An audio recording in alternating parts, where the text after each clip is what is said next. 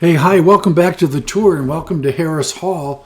This is a building you probably passed many times and admired, but probably not that many of you have been inside this building. Let's get some history. I find this to be a fascinating building that I always stop and take a close look at. I love the architecture of this building. This building was built in 1886. It's located at 617 East Huron Street. So Harris Hall, a 2.5-story gable roof structure, was constructed in 1886. Standing on a random ashlar foundation, which is for old buildings. It was done a lot with the Greek Revival, Greek Romanesque buildings a long time ago. This red brick structure has a projecting gable-roofed entrance flanked by buttressed walls. The key elements are stone string coursing, terracotta and brick detailing at arched, double-hung and stained glass window openings. Harris Hall was remodeled in 1980 to house office space. Built, as I said, in 1886 for St. Andrew's Episcopal Church to serve as a parish house and student center.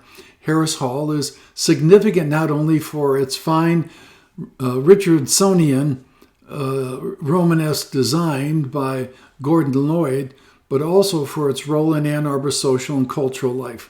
The hall continued in its original purpose until 1943, when it housed a USO for servicemen and military training. The University of Michigan then leased the building until 1974 for the band and wind instrument departments. St. Andrews then sold the building for use as office space.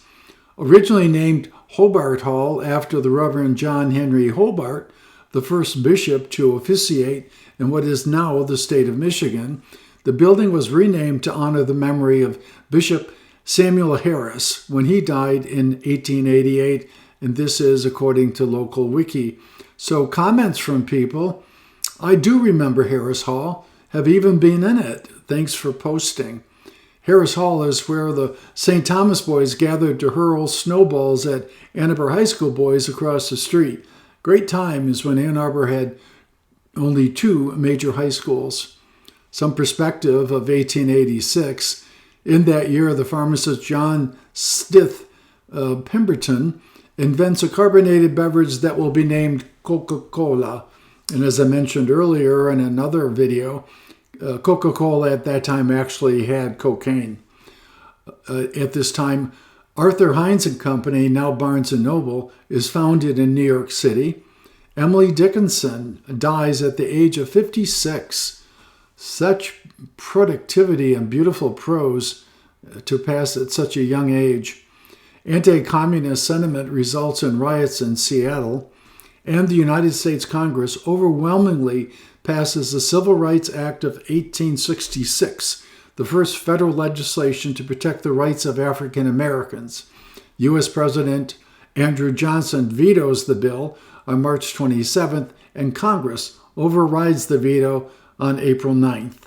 There's a quick look at Harris Hall. Next time you go by, pause, think about what was occurring in 1866. In 1886.